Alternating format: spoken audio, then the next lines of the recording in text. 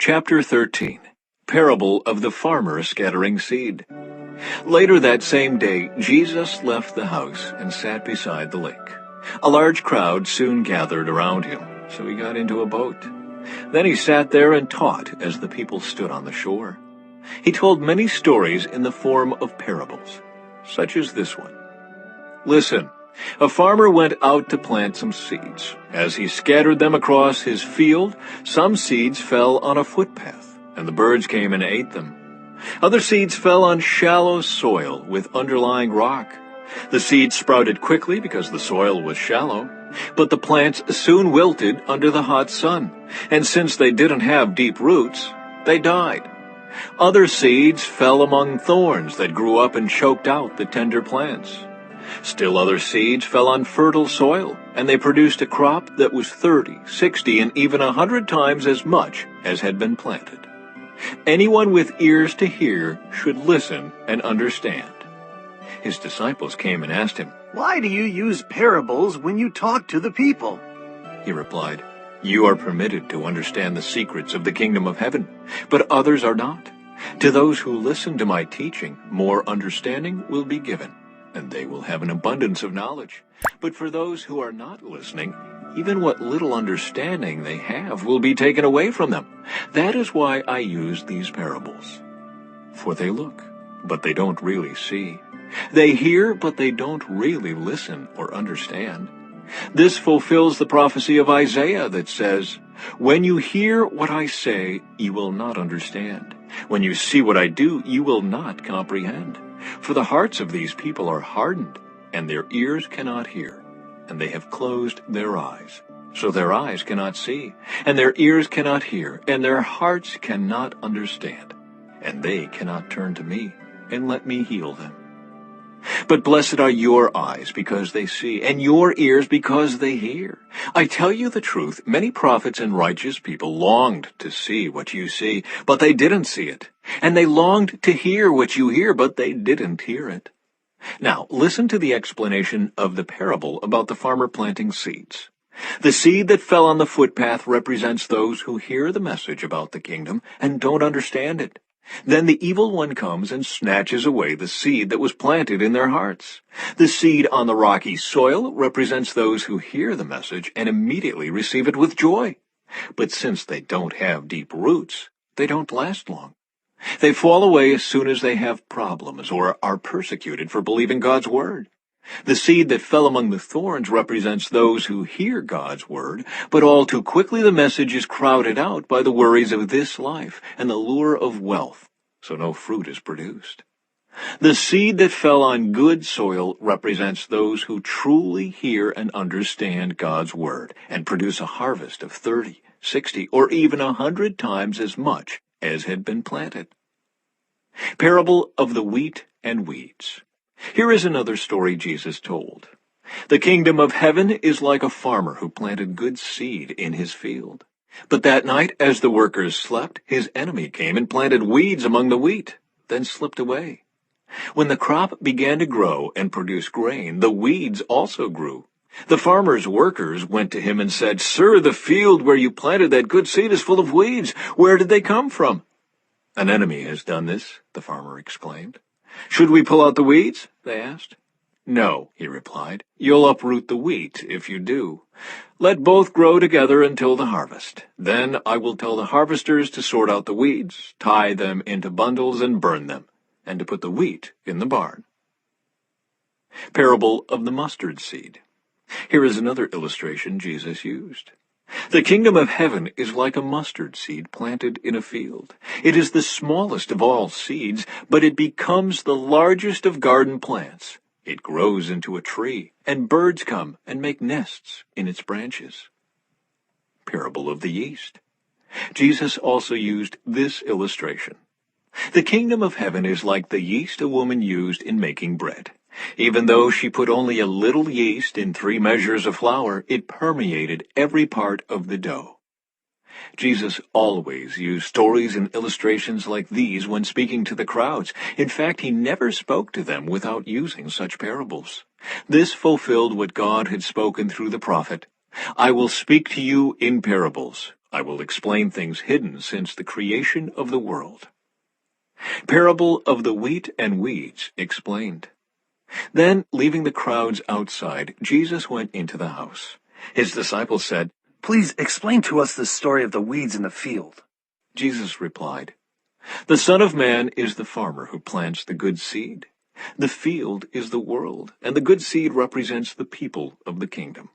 The weeds are the people who belong to the evil one. The enemy who planted the weeds among the wheat is the devil. The harvest is the end of the world, and the harvesters are the angels. Just as the weeds are sorted out and burned in the fire, so it will be at the end of the world. The Son of Man will send his angels, and they will remove from his kingdom everything that causes sin and all who do evil. And the angels will throw them into the fiery furnace, where there will be weeping and gnashing of teeth. Then the righteous will shine like the sun in their Father's kingdom. Anyone with ears to hear should listen and understand. Parables of the hidden treasure and the pearl. The kingdom of heaven is like a treasure that a man discovered hidden in a field. In his excitement, he hid it again and sold everything he owned to get enough money to buy the field. Again, the kingdom of heaven is like a merchant on the lookout for choice pearls. When he discovered a pearl of great value, he sold everything he owned and bought it. Parable of the fishing net. Again, the kingdom of heaven is like a fishing net that was thrown into the water and caught fish of every kind. When the net was full, they dragged it up onto the shore, sat down, and sorted the good fish into crates, but threw the bad ones away. That is the way it will be at the end of the world. The angels will come and separate the wicked people from the righteous, throwing the wicked into the fiery furnace, where there will be weeping and gnashing of teeth. Do you understand all these things? Yes, they said, we do. Then he added, every teacher of religious law who becomes a disciple in the kingdom of heaven is like a homeowner who brings from his storeroom new gems of truth as well as old. Jesus rejected at Nazareth. When Jesus had finished telling these stories and illustrations, he left that part of the country. He returned to Nazareth, his hometown. When he taught there in the synagogue, everyone was amazed and said, Where does he get this wisdom and the power to do miracles?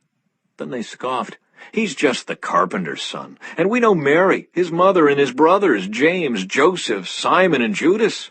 All his sisters live right here among us. Where did he learn all these things?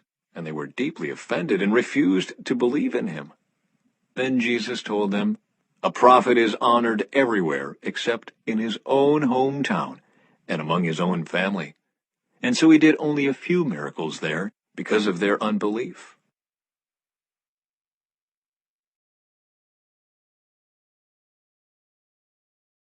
Chapter 14.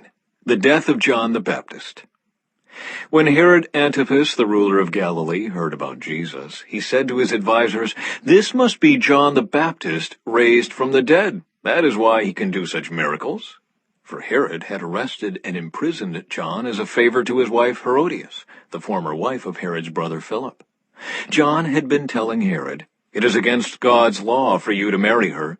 Herod wanted to kill John, but he was afraid of a riot because all the people believed John was a prophet. But at a birthday party for Herod, Herodias' daughter performed a dance that greatly pleased him. So he promised with a vow to give her anything she wanted.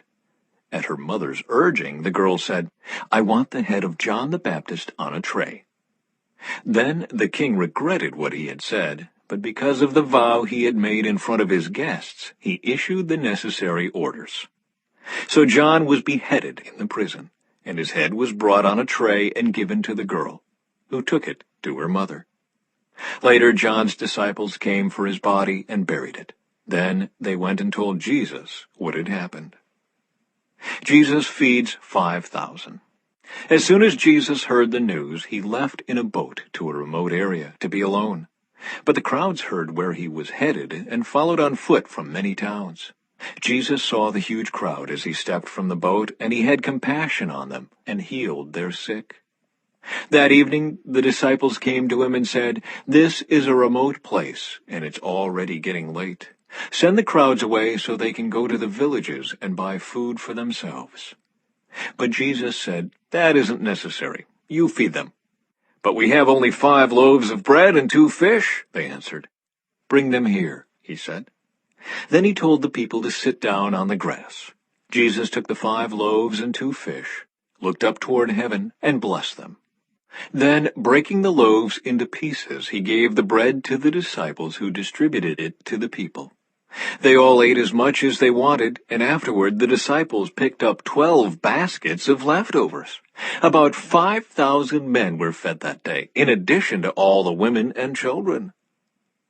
Jesus walks on water. Immediately after this, Jesus insisted that his disciples get back into the boat and cross to the other side of the lake, while he sent the people home.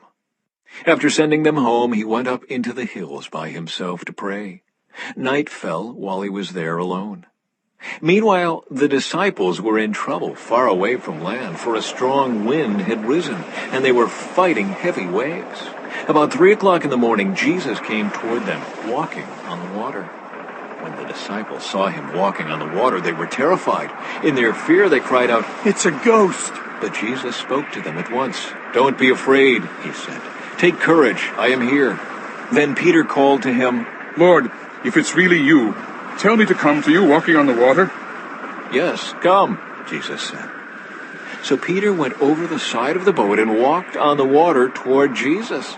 But when he saw the strong wind and the waves, he was terrified and began to sink. "Save me, Lord!" he shouted. Jesus immediately reached out and grabbed him. "You have so little faith," Jesus said. "Why did you doubt me?" When they climbed back into the boat, the wind stopped. Then the disciples worshipped him. "You really are the Son of God," they exclaimed. After they had crossed the lake, they landed at Gennesaret.